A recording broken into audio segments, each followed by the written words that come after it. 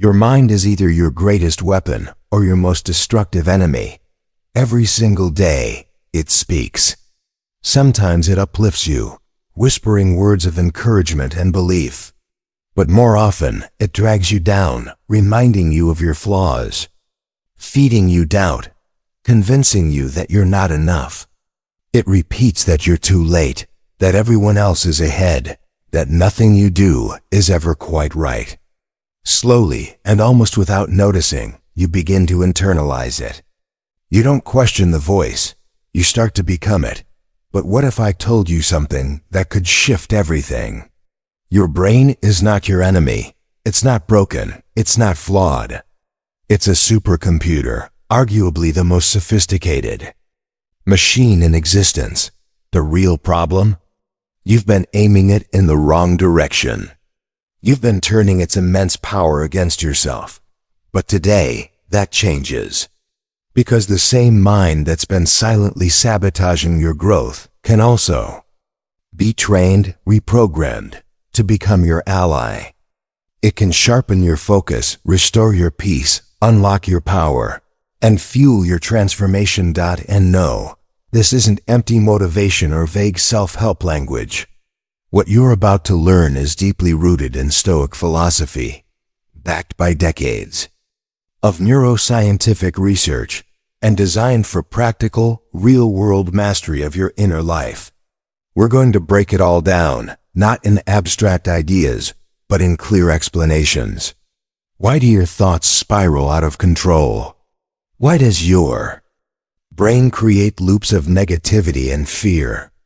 And more importantly, how can you interrupt those loops and rewire your mind?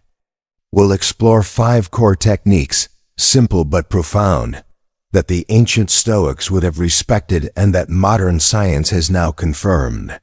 Whether you're overwhelmed by self-doubt or you feel stuck in the grip of your inner critic, this is your chance to reclaim mental clarity and move from reactivity to response, from chaos to calm, because this is how you take back control. You close the mental tabs, silence the internal noise, and start to truly tune in. From this moment forward, your mind no longer controls you. You control your mind. Let's begin. Your brain is the most powerful tool in the known universe. More advanced than any machine, more flexible than the most complex software, and more dangerous than any weapon when turned inward. Most people never fully grasp this truth. They live day to day, believing their mind is their identity, that the voice of fear, doubt, and overanalysis is who they are. But it's not. That voice, that's not your truth. It's programming, it's pattern. It's a script you've been rehearsing without realizing. And the Stoics, long before fMRI scans and psychology journals, understood this at a profound level. Marcus Aurelius said it simply, yet powerfully. You have power over your mind, not outside events. Realize this, and you will find strength. But here's the issue. Most people never step into that power. They don't challenge the voice. Instead of using their mental energy to create, to grow, to connect, they turn it inward. The mind becomes a battleground. They replay conversations, imagine worst-case scenarios, obsess over what others might think. They become trapped in mental simulations of failure, looping endlessly. And here's the brutal truth. Your brain is a goal-seeking machine. It's designed to find what you tell it to look for. If you say, "I'm not good enough," your brain will scan the world for proof. If you say, "I always fail," your brain will spotlight every stumble and ignore every small win. It's not that the world is against you. It's that your own thoughts are biased against you. But here's the truth almost no one tells you. Your thoughts are not commands. They are suggestions, ideas, not instructions. You don't have to obey every thought your mind throws at you. In fact, when left unmanaged, your mind defaults to chaos. And modern neuroscience backs this up. Research shows that when your brain is idle, not focused on a task, a network called the default mode network, DMN, becomes active. The DMN is linked to overthinking, ruminating on past mistakes, worrying about the future, self-criticism, mental time travel. It's like background noise, but emotional, loud, constant, draining. In simpler terms, when your brain is left alone without direction, it doesn't rest. It spirals. That's why the Stoics trained daily to filter out what was unnecessary. They knew the battle wasn't just with the world, it was with the mind. Seneca once said, "We suffer more in imagination than in reality." And he wasn't being poetic or abstract. He was being brutally clinical.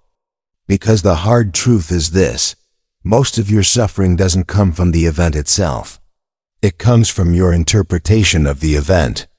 It's not what happens to you, it's what you tell yourself about it afterward. You can't always control every thought that rises uninvited. But you can decide what you focus on, and focus is power. It's like a spotlight. Whatever you aim at, it begins to grow. So when you train yourself to direct that attention consciously, with intention rather than impulse, you start to reshape your inner reality. That's when the real transformation begins, not outside, but from within. But none of this happens by accident. Just like physical strength comes from lifting weights, mental strength comes from deliberate practice. You must train the mind. Because right now, whether you're aware of it or not, most people are walking around with their mental energy set to self-destruct. It's quiet, it's subtle, but it's constant. A slow drip of doubt, fear, assumption, and internal chaos. They feed themselves toxic thoughts on repeat. Negative loops, false beliefs, weak narratives. And then they wonder why they feel lost, unmotivated, or stuck. That's why confidence doesn't come from just telling yourself to think positive. It comes from mental discipline. Real, practice discipline. The kind that lets you recognize the moment your mind begins to spiral and shift. It's the ability to catch a painful thought, question its truth, neutralize its power, and keep moving forward anyway. It's not about fighting yourself. It's about stepping out of the war zone in your head long enough to start building yourself. So, here's your wake-up call. You've been given a supercomputer, your mind. Stop using it to sabotage your own code. Start using it to write a new one. A life that reflects your values, your vision, and your potential. You are not your thoughts. You are the observer of them. You are not your fears. You are the one who decides whether or not they take the lead. You are not your mind. You are its master. That's exactly what Marcus Aurelius meant when he wrote, "The soul becomes dyed with the color of its thoughts." So ask yourself honestly, what colors are you feeding your mind? Are you programming it with strategy, clarity, purpose? Or are you letting it run wild, polluted by fear, overwhelmed by noise, and clouded by opinions from people who don't even live your life? The answer to that question, the one you quietly avoid, determines your direction, your growth, your entire future. And it all begins with one essential shift. Treat your brain like the supercomputer it is.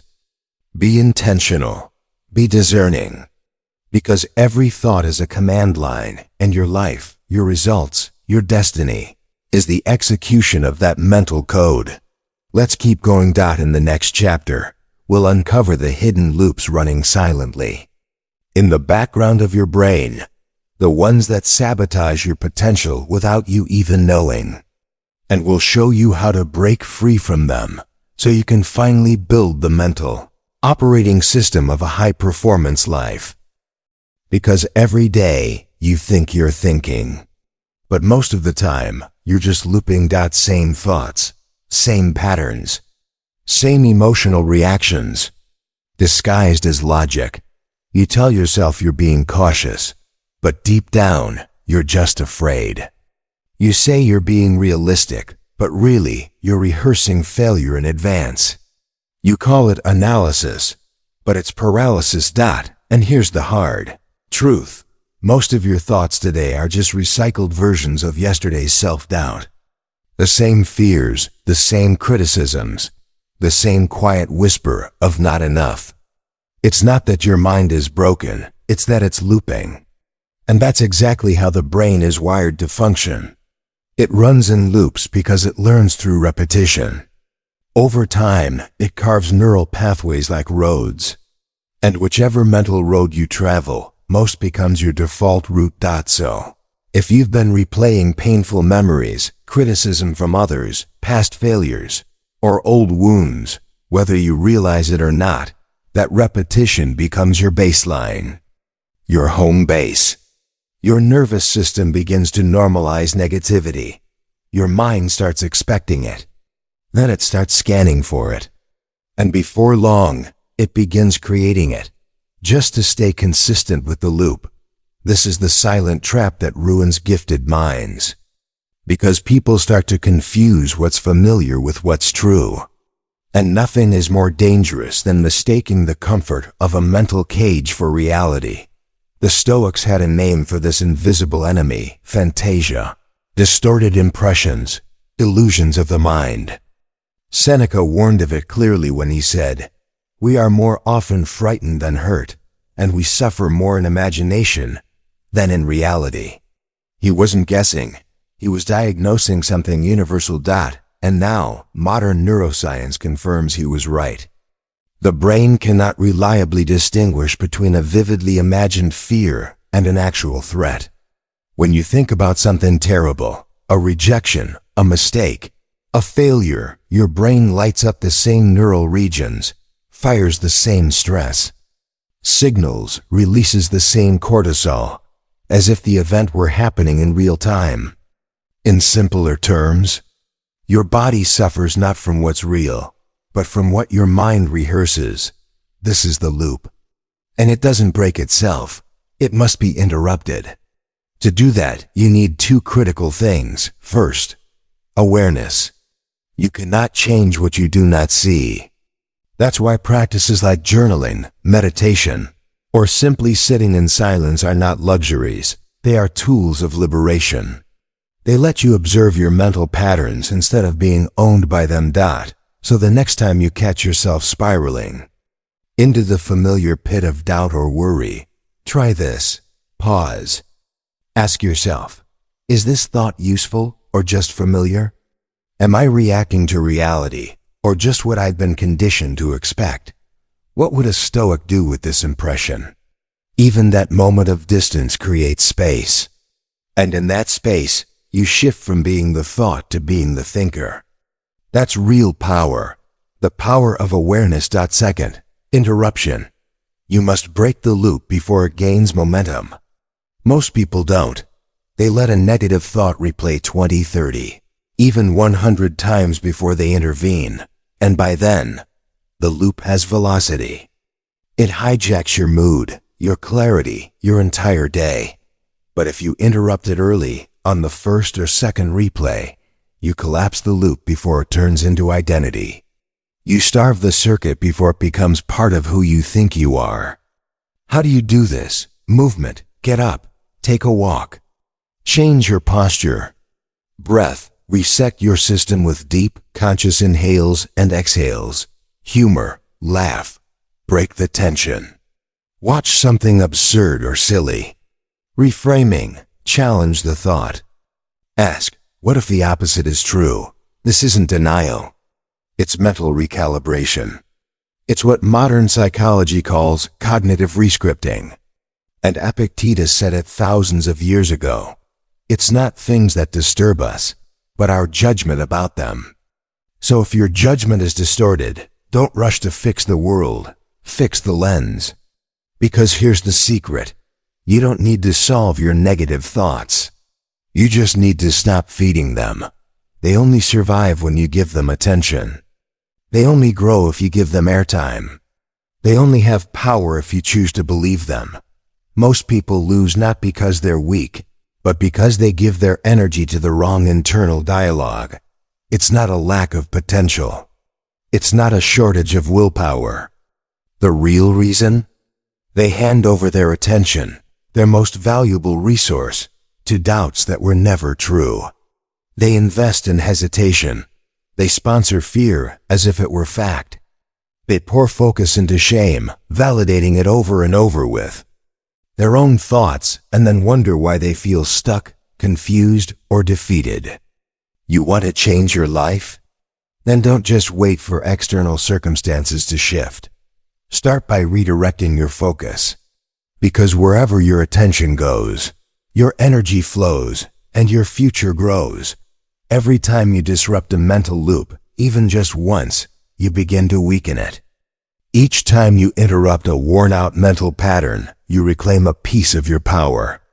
And with every single lie you challenge, every false belief you question, you retrain your mind to obey you, not your past. That's the true face of self-mastery. It's not about perfection. It's about pattern recognition. It's not about suppressing every emotion. It's about having the authority to decide which thoughts are allowed to stay. So let this be your new internal code. If the thought weakens me, it does not belong in me. Simple, ruthless, stoic, unapologetic. You're building a mind, not just any mind, but one designed for clarity, fit for leadership, built for inner peace. But here's the catch. You cannot lead others if you haven't first mastered the conversations inside your own head. Because every mental loop you break is one more step toward real freedom. Let's get brutally honest now. You're not tired. You're distracted. You're not overwhelmed by life itself. You're overwhelmed by everything that doesn't actually matter. We live in the age of distraction. An attention economy where your focus is the new currency, and everything wants a piece of it. Every notification, every headline, every unsolicited opinion on social media is engineered to bankrupt your attention, to drain your energy for someone else's gain. You're not losing your mind, you're just renting it out to garbage. And if you don't take control of your attention, someone else will. Focus is no longer a luxury. It is a form of self-defense in a world designed to distract you. If you don't know what to ignore, how will you ever know what to value? Marcus Aurelius, arguably the most powerful man of his time, ruler of an empire, wrote in his Meditations, "You must reclaim your mind from distraction. Nowhere you can go is more peaceful, more free than your own soul, if you keep it pure." Think about that. A man responsible for the fate of nations still made time for silence, still returned to inner clarity. So what's our excuse? Here's the hidden cost of noise, a cost we don't notice until we're mentally bankrupt. Every time you scroll, swipe, or react to nonsense, you're making a choice. You're saying, I choose this over my peace. I choose this over my growth. I choose this over clarity. It may not feel that way, but that's the actual exchange. Mental clutter is invisible, yes, but it creates real fatigue. It dulls your clarity. It disrupts your decision-making. It breaks your ability to live with purpose. And that's exactly what the world of noise wants. Because here's the truth. If you're distracted, you're compliant. If you're reactive, you're predictable. If you're addicted to validation, you're easy to manipulate. But here's the Stoic truth, plain and powerful. A focused mind cannot be manipulated. And that's what makes you dangerous to fear, to noise, to anything that tries to control you. Modern neuroscience supports this ancient wisdom. Your brain has limited cognitive bandwidth, the mental fuel used to think clearly, plan effectively, regulate emotions, and make high-quality decisions. And when that limited bandwidth is spent, chasing likes, responding to comments, watching debates, or consuming drama, you drain the fuel meant for transformation and growth. Stanford researchers call this attention residue. Every time you jump from one task to another, or absorb irrelevant information. Part of your focus gets stuck on the last thing. And after doing this a dozen times a day, your mind is left scattered, foggy, unable to think deeply or move meaningfully. So, remember, clarity doesn't come from more effort, it comes from less distraction. Take back the reins. That's the origin of clarity. Not from more hustle or more information, but from subtracting noise. The Stoic Focus Protocol is not just a philosophy, it's a blueprint for mental discipline in a chaotic world. Here's how truly confident, high-performance minds protect their focus like their future depends on it, because it does. 1. Silence is scheduled, not optional.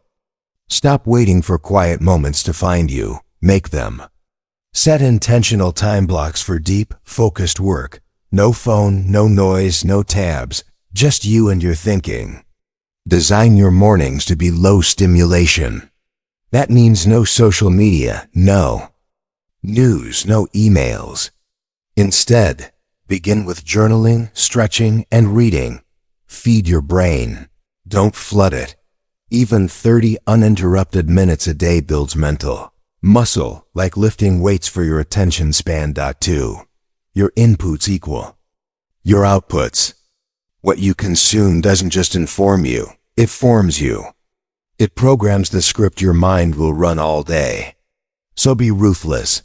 Unfollow accounts that drain your focus, stir comparison, or manufacture drama disguised as content.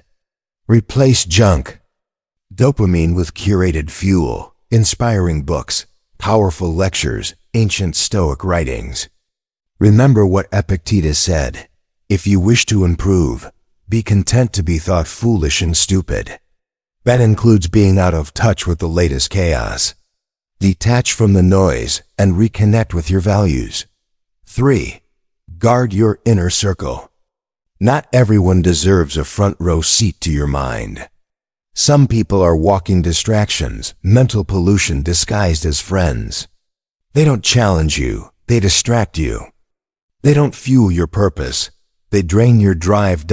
It's not arrogance to protect your energy. It's maturity. It's responsibility. Surround yourself only with those who sharpen you. The rest? That's just noise with a name. As Seneca taught us, focus is not a skill, it's a lifestyle. Most people think they need more motivation. They don't. They need fewer distractions. Fewer tabs open, mentally, emotionally, digitally. Less energy wasted on proving, pleasing, predicting. Your real strength doesn't lie in what you're trying to add. It lies in what you're willing to eliminate. Because when you strip away the noise, the necessary speaks, and it speaks loud. So stop feeding distractions. Stop reacting to every headline, every ping, every opinion that doesn't deserve your attention. Stop letting the world dictate where your mind lives. Reclaim it. Because the mind that is calm cuts deeper than the one that is loud. And the person who protects their attention becomes untouchable. Let me tell you something most people never realize. A truth the Stoics knew long before modern psychology gave it a name. You are not your thoughts. You are the one who observes them, and the moment you forget that, you surrender your freedom. You become a prisoner of every emotion, every trigger, every mental storm that passes through you. The Stoics knew this before science proved it. You have power over your mind, not over the external world. Realize this, and you will find strength. That's not a motivational quote. That's survival training, a field manual for anyone serious about mastering their inner life. You cannot control the chaos of the world, but you can always control how you relate to it, because most people aren't suffering from life. They're suffering from the stories they attach to life. You got rejected? That's the event. But the pain? That came from the meaning you added. I must not be good enough. They never valued me. I always fail. You didn't spiral because of what happened. You spiraled because you identified with what happened. And that is where detachment becomes your secret weapon. What is Stoic detachment, really? Let's be clear. Detachment is not apathy. It's not emotional numbness. It's not pretending you don't care. True detachment isn't about becoming cold or indifferent. It's about developing emotional clarity, the kind that keeps you grounded when the world or your inner world is in chaos. Detachment is emotional intelligence in motion. It's the quiet strength to feel without becoming consumed, to observe your mental landscape without letting it hijack your decisions. Picture a seasoned general standing atop a hill, scanning the battlefield. He doesn't scream when the enemy advances. He doesn't collapse in panic at the first blast. He observes. He adjusts. He commands with clarity. That's the level of internal leadership you must develop. You must become that general of your own inner world. Because the greatest trap isn't what happens to us. It's what we believe about what happens. It's the trap of identification. You say things like, I am angry, I am anxious, I am depressed. But pause. Are those truly who you are? Or are they simply states passing through you? Try this shift instead. There is anger within me. There is anxiety arising. There is heaviness today. Do you see the difference? The first turns the emotion into your identity. The second turns you into the witness. And once you shift into that observer role, the emotion loses its grip. You don't drown in it. You watch it pass. This isn't vague spiritual fluff. This is high-performance neuroscience. Backed by cognitive distancing techniques, it's proven to reduce emotional reactivity and sharpen your decision-making. In simple terms, if you can name it, you can tame it. So, how do you build this ability? Here are practical practices to strengthen the observer within you, to build your inner stronghold, your psychological fortress. 1. The 5-second rule of awareness before reacting. Pause. Take 5 seconds. Name what you're feeling. I notice tension in my chest. I feel an urge to defend myself. Oh, fear just showed up. This tiny gap between stimulus and response is where your power lives. It breaks the automatic chain of reactivity. In that pause, you take back control. Point 2. Journaling as emotional detox. Every evening, unload your thoughts onto paper, not to complain, but to analyze. Ask yourself, what emotion led me today? What triggered it? What story did I attach to it? This transforms reaction into reflection. And reflection, when done honestly, becomes wisdom. You stop reliving your days, you start learning from them. 3. Meditation. Not to empty, but to observe. You don't sit to silence your mind. You sit to see it clearly. Observe the loops, the cravings, the waves of emotion. Let them come, let them go. Like clouds drifting across the sky. And remember, you are not the storm. You are the sky it moves through. That is the essence of detachment. And why is detachment so powerful?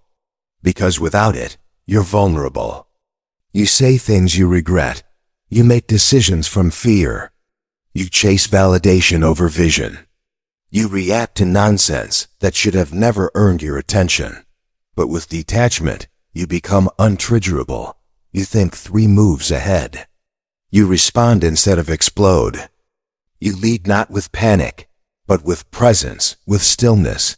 This is the rare intersection where spiritual discipline, executive mindset, and emotional intelligence meet. It's not about hiding from the chaos. It's about walking through it without being consumed. It's the strength to stay calm while everyone else is collapsing. And let's be clear, that calm is not a gift. It's a decision. It's a muscle. It's a daily discipline, forged through observation and inner mastery. The Stoics understood this long before we had names for it.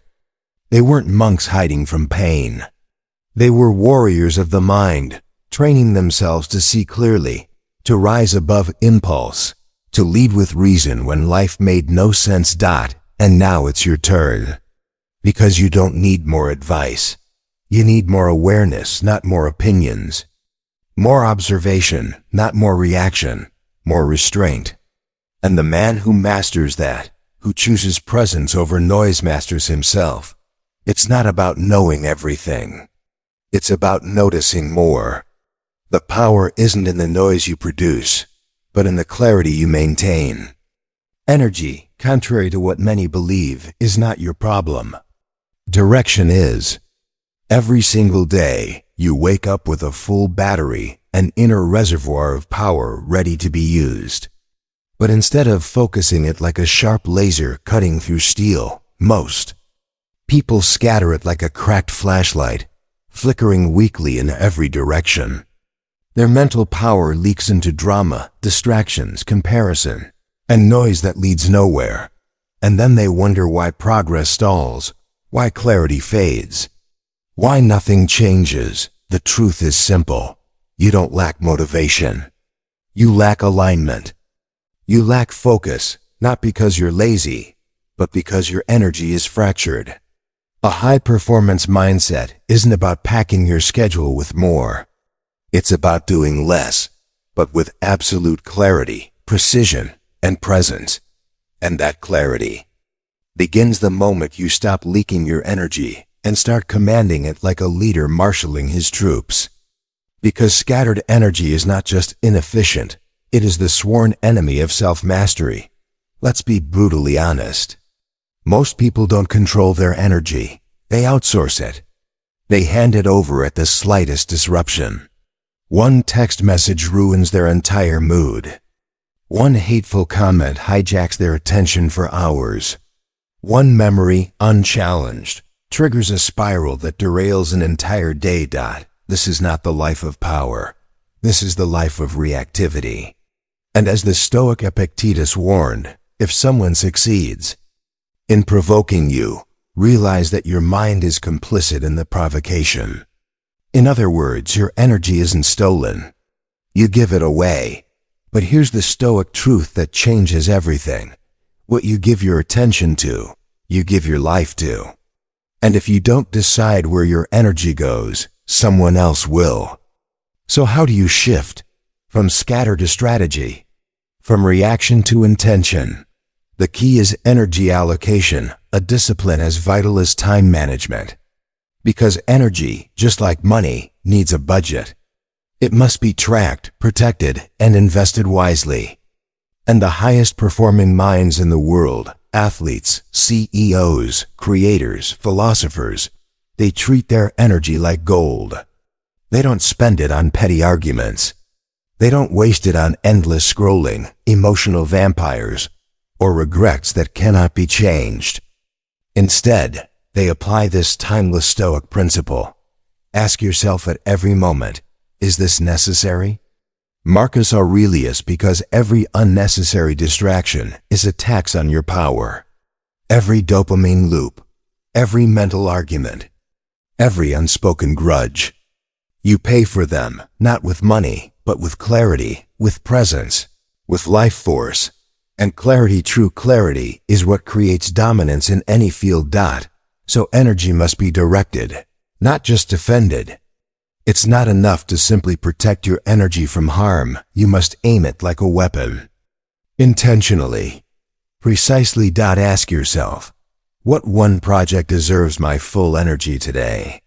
What one habit is quietly draining my strength every day? Who consumes my focus simply by being near? What repetitive thought pattern is silently eroding my willpower? And, most importantly, what would the strongest version of me do right now? Because when your energy is scattered, you feel lost. You feel confused, uncertain, heavy. But when your energy is directed like a laser, you feel dangerous, unstoppable, focused, clear. The laser mindset. Emotional discipline in action. Imagine this. A man walks into a room full of chaos. Everyone's panicking. Phones are ringing. People are shouting. He doesn't react. He doesn't rush. He doesn't shout louder to be heard. Instead, he takes one slow, deliberate breath. He scans the room calmly, his eyes cutting through the noise. He walks not aimlessly, but directly to the heart of the problem. And without drama, without delay, he solves it. That is not luck. That is not arrogance. That is presence. That is focus. That is power under control. This is what emotional discipline looks like in motion. Not the suppression of emotion, but complete command over where that emotion is placed. Because emotion, when left unchecked, is just noise. Random, reactive, volatile. But when directed with purpose and clarity, emotion becomes firepower. It fuels precision. It sharpens resolve. It ignites action.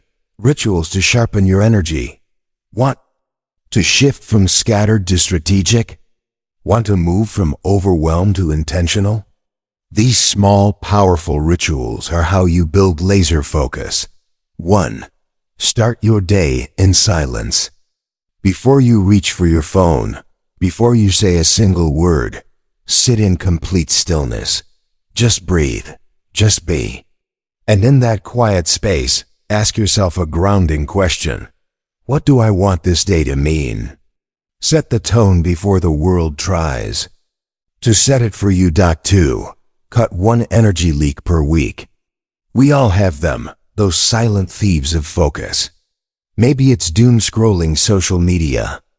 Maybe it's idle gossip or overthinking situations you can't control.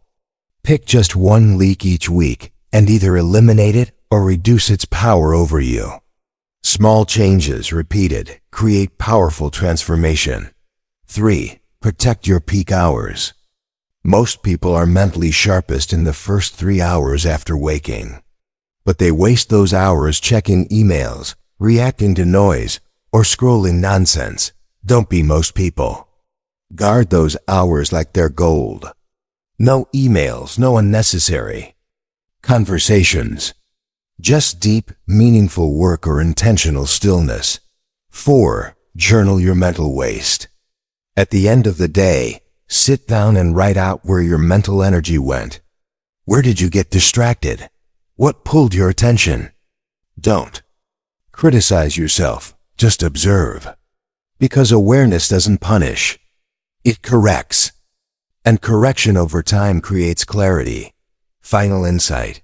The one who focuses wins. In a world that constantly rewards multitasking and shallow stimulation, the Stoic path chooses singularity not because it's fashionable, but because it works.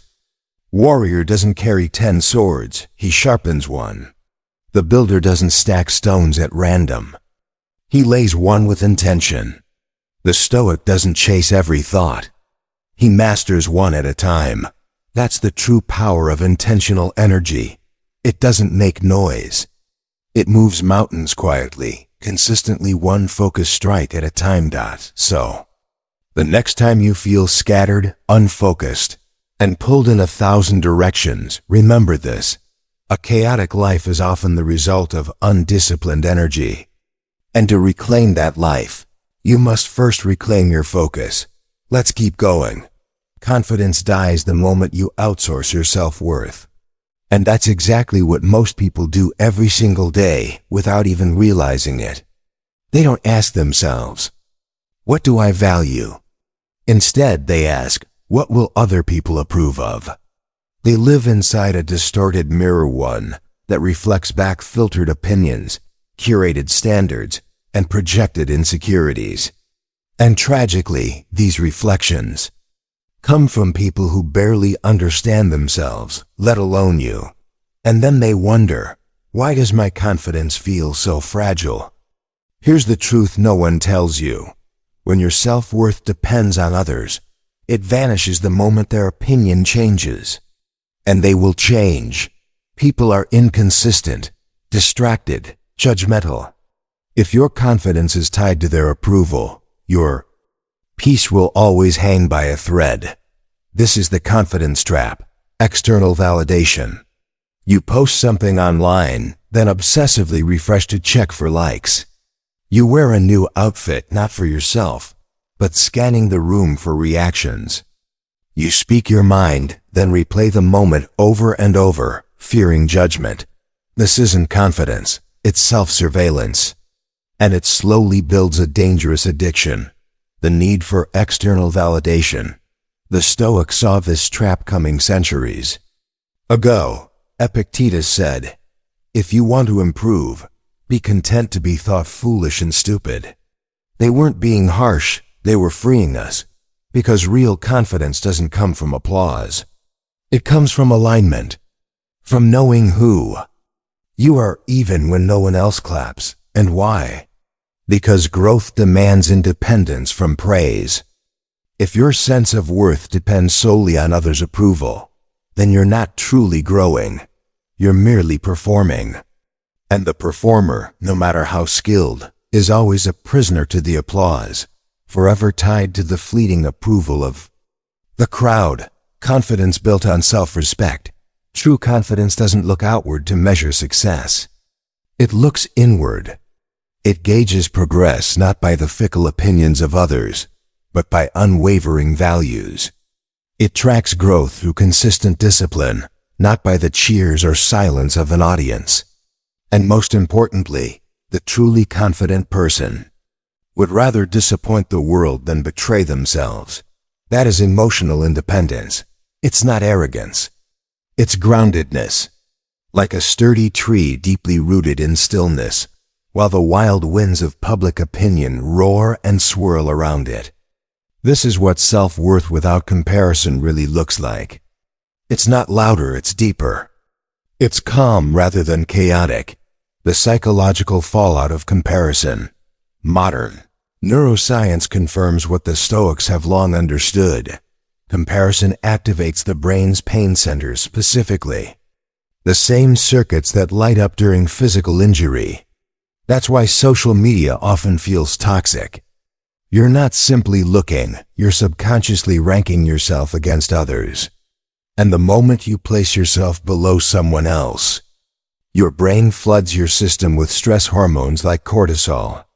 Over time, this erodes your focus, clouds your clarity, and weakens your confidence. The fix: stop looking for mirrors.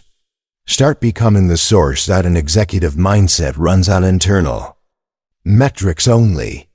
True leaders don't depend on external validation. They hold themselves accountable to their own key performance indicators. Did I act with integrity today? Did I keep the promises I made to myself? Did I say no to distractions and temptations that weaken me? Did I choose long-term peace over short-term approval? If the answer is yes, you have already won. Even if no one claps, even if no one notices. Because when you trust your own path, you don't need a cheering section. All you need is traction, practice, and daily detachment from the noise of public opinion. Here's a powerful 3-step ritual to break the mirror. 1. Journal this line every morning. Today, I will not measure myself by the reactions of others. Write it down, read it aloud, feel it deeply. Make it your mantra. 2. Spend 1 hour completely unobserved each day. No social media, no feedback loops, no performing for an audience. Just be, cook, walk, think, exist without the lens of judgment or expectation. 3. End the day by asking yourself, did I disappoint anyone today because I stayed true to myself?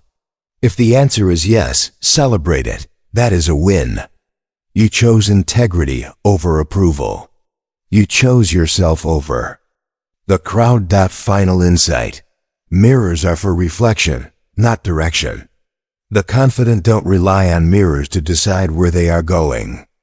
They understand the mirror only shows who they were, not who they are becoming. So stop chasing reflections. You are not here to echo the world. You are here to shape it with your silence, your vision, and your refusal to shrink for someone else's comfort. Break the mirror, walk past the noise, and never look back. Let's keep going. In every room, every conversation, and every confrontation, someone is setting the frame. The frame is the unspoken assumption, the invisible context, that shapes how things unfold. And the person who owns that frame, even in silence, controls the room. Let me be blunt. You either walk in with a frame of your own, or you get absorbed into someone else's. Most people shrink. They adapt. They defer.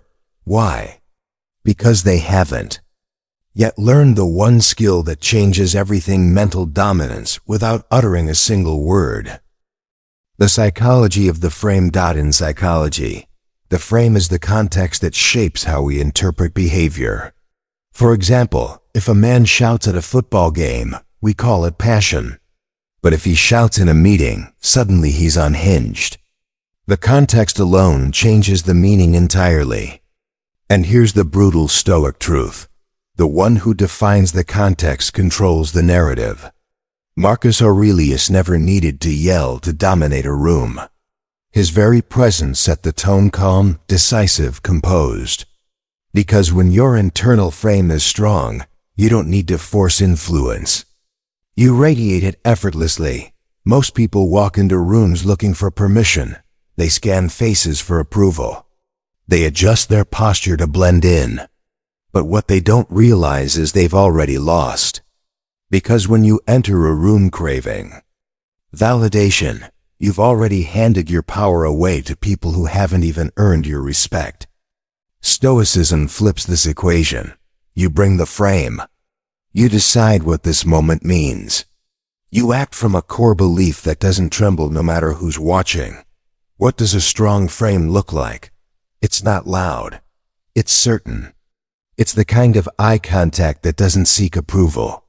Words that don't rush to fill silence. Movements that are deliberate, steady, not fidgeting or anxious.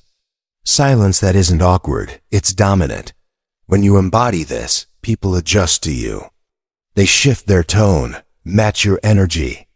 Sometimes they even ask permission to speak, not because you demanded it, but because your belief in your own authority was louder than their insecurity. Build your frame from within. A man with true self-mastery doesn't chase control, he emanates it naturally. He builds his frame with intention and purpose.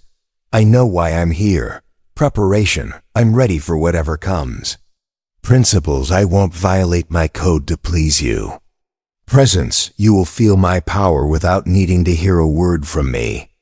This is the leadership presence every great general, CEO, philosopher, and Stoic possesses.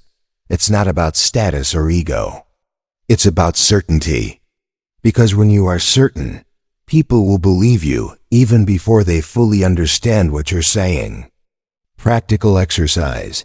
Frame the day before the day. Set your internal frame each morning before the world invades your mind. Ask yourself, 1. What emotional state will I lead with today? Calm, clarity, conviction. 2. What behavior will I not tolerate from others or even myself? Neediness, excuses, passive aggression. 3. What is my mission today? And most importantly, what would a king do next? Write it down, breathe it in deeply. Act on it with unwavering purpose. Then step into the world with the confidence that it belongs to your energy, that your presence shapes reality. Final insight: the frame is your throne. Never allow your environment to decide who you are. Decide first and decisively. Because in a world overwhelmed by reaction and chaos, the person who sets the frame becomes the one that others naturally orbit around, even without trying. People aren't searching for mere truth, they crave certainty. Own yours fully. Hold it tightly. Protect it as if your life depends on it. Because, in truth, your mental life does. Don't ask for the room's energy. Bring your own. Walk in as if your inner world is immovable, like an unshakable fortress. Then watch how the outer world instinctively bows without a single word spoken. Most people live as if their identity is a prison sentence, shackled by old stories. I'm just not that kind of person. I've always struggled with this, or this is simply how I've always been. But here's a truth the confident already understand deeply. You are not your past. You are the pattern of choices you make today. The truly confident do not inherit an identity, they design it. That design begins the moment you stop being loyal to an outdated version of yourself. Why do most people stay trapped? It's not for lack of ambition. It's because they mistake familiarity for truth. They cling to who they've been because it's predictable, even if that predictability breeds misery. Society reinforces this dangerous illusion. You are your personality type, we're told. You're either a morning person or you're not. You're either confident or you're not. This is psychological laziness disguised as self-acceptance. But real confidence begins the moment you declare, "Who I was does not limit who I am becoming." This is identity shifting, not in a superficial Instagram-filtered way, but in the deeply Stoic way. It's a daily commitment to be guided by principle, not by personality. Epictetus taught this wisdom over 2,000 years ago. First say to yourself what you would be, then do what you have to do. Sounds simple, but most people never truly do it. Why? Because it forces us to confront a painful truth. We have been lying to ourselves. We repeat limiting beliefs like, "I'm just not good with money," or "I can't stay calm in stressful situations," or "I always fall back into bad habits." Because we believe these stories, we act in alignment with them, reinforcing the very reality we claim to despise. This is called identity-based self-sabotage. But the confident person does something radically different. They interrupt the loop. They stop asking, "Is this me?" and start asking, "Does this serve who I am becoming?" If the answer is no, they discard it. Not with drama, not with apologies, but with clear, calm clarity. The confident don't try to be confident. They act like the person they respect most, even before they fully become that person. And that's the secret. You become the person you act like most often. This isn't about faking it. It's about training your nervous system to accept a new normal, rewiring yourself to embody the strength, calm, and certainty that you aspire to. Let me be specific. If you keep telling yourself, "I'm awkward in social settings," then inevitably, you will continue to shrink in rooms full of people. But what if you flip that script? What if you said instead, "I am a calm presence in every room I enter," and then you acted accordingly?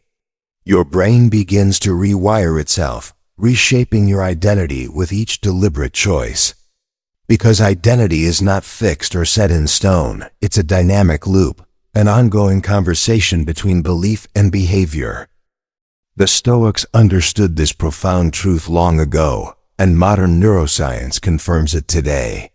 Neuroplasticity, the brain's ability to reprogram itself, depends not on idle theory, but on repetition and consistent action.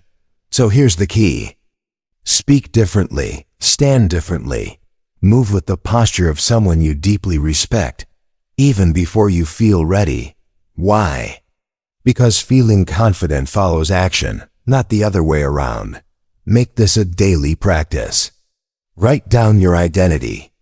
Live your identity. Each morning, ask yourself these 3 essential questions. Who am I becoming?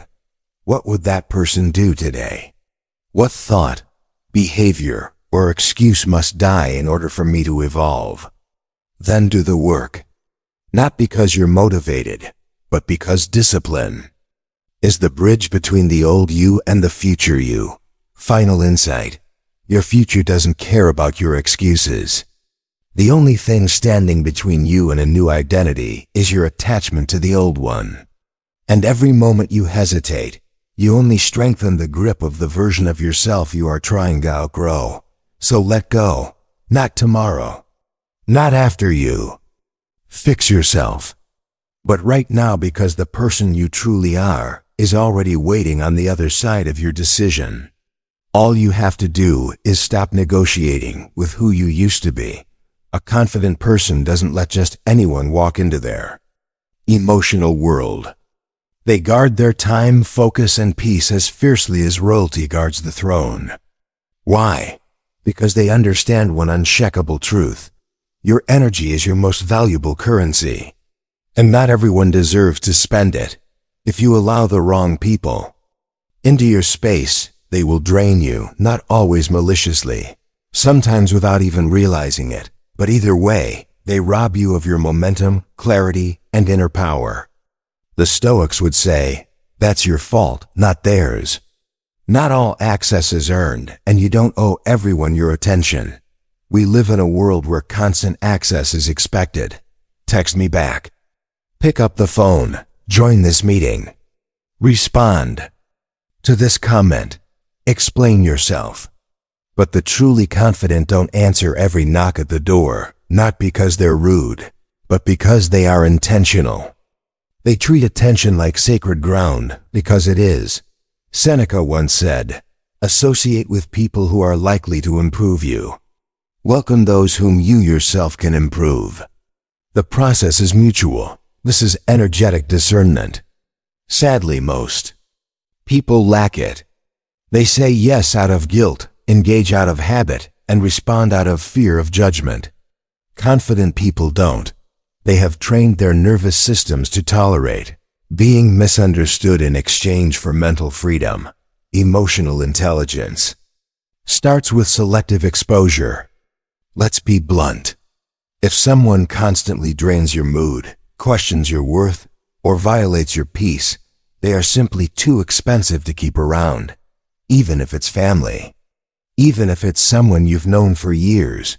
Emotional intelligence means you no longer use loyalty as an excuse to stay somewhere that kills your growth.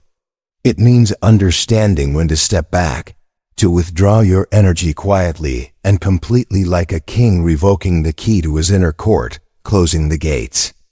Without a fuss. This isn't about lashing out or making a scene. It's about calmly protecting your mental space and recognizing that your peace is priceless. In today's fast-paced modern world, energy has become the new wealth. We're obsessed with productivity, efficiency, and optimizing every minute of our time.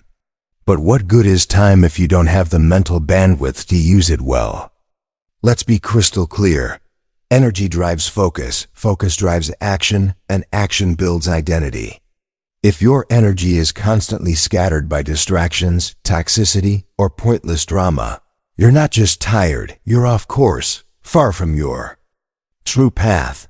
High performers, whether athletes, entrepreneurs, or artists, understand this instinctively.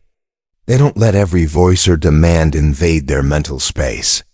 They practice emotional minimalism. Fewer people, deeper focus, and stronger results. Protecting your energy requires boundaries that never waver.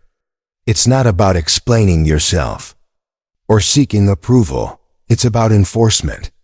You don't owe anyone a justification for your silence. You don't need to debate why you didn't respond or convince anyone why you walked away. The confident person never makes a public spectacle of walking away. They simply vanish from energies that no longer align with their direction and purpose. This is where Stoicism meets strategy. Marcus Aurelius wrote, "The tranquility that comes when you stop caring what they say or think or do, only what you do." This is the Stoic blueprint for protecting your energy.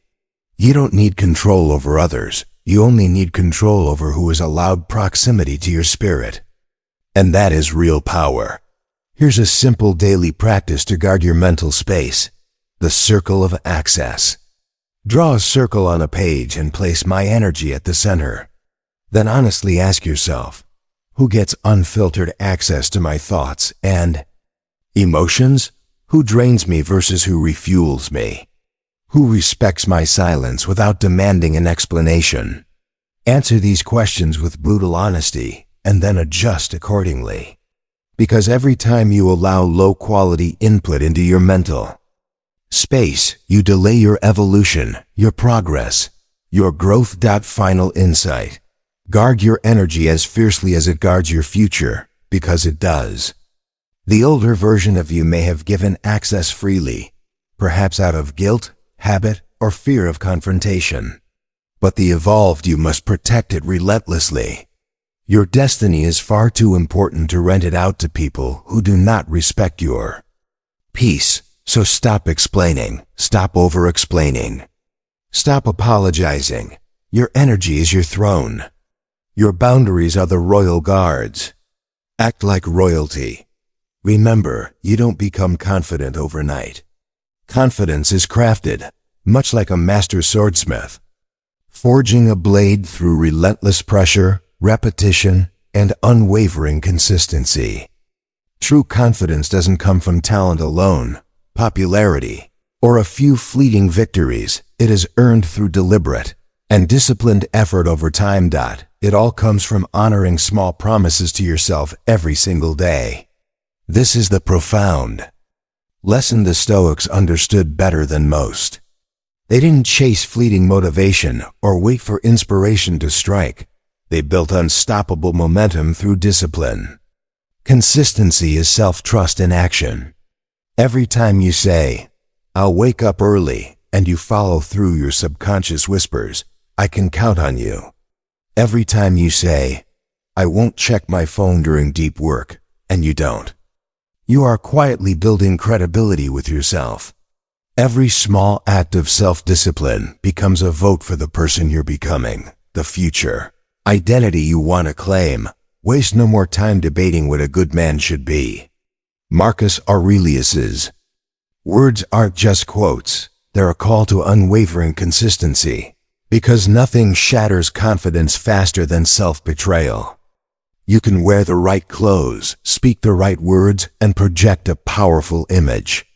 But if you break your private promises, your confidence will always ring hollow. Why? Because discipline is the root of all real confidence. Self-discipline is emotional intelligence put into motion. It's telling your impulses, "I run this, not you." It's resisting the urge to slack off, snap at others, scroll endlessly, or abandon your process. And let's be honest, it's not glamorous. No one claps for you at 5 a.m. No one praises you for saying no to comfort. No one applauds when you sit quietly with uncomfortable emotions instead of numbing them away. Yet those moments, those silent, disciplined acts, are the true building blocks, the bricks of inner confidence. Because the person who can govern themselves in these small but crucial moments can withstand anything life throws their way. There are 3 pillars of daily self-mastery that you must train consistently to make confidence your default state. First, mental clarity. Your mind is your command center. Keep it clean. Journal to unload mental clutter. Meditate to detach from spiraling thoughts. Block time in your schedule for deep work to sharpen focus. After all, a distracted mind cannot lead. Only a clear mind commands. Second, emotional regulation. Life will test you often through people, setbacks, and unexpected challenges. Your task is not to avoid discomfort, but to master your response to it. Practice the 3-second rule before reacting emotionally.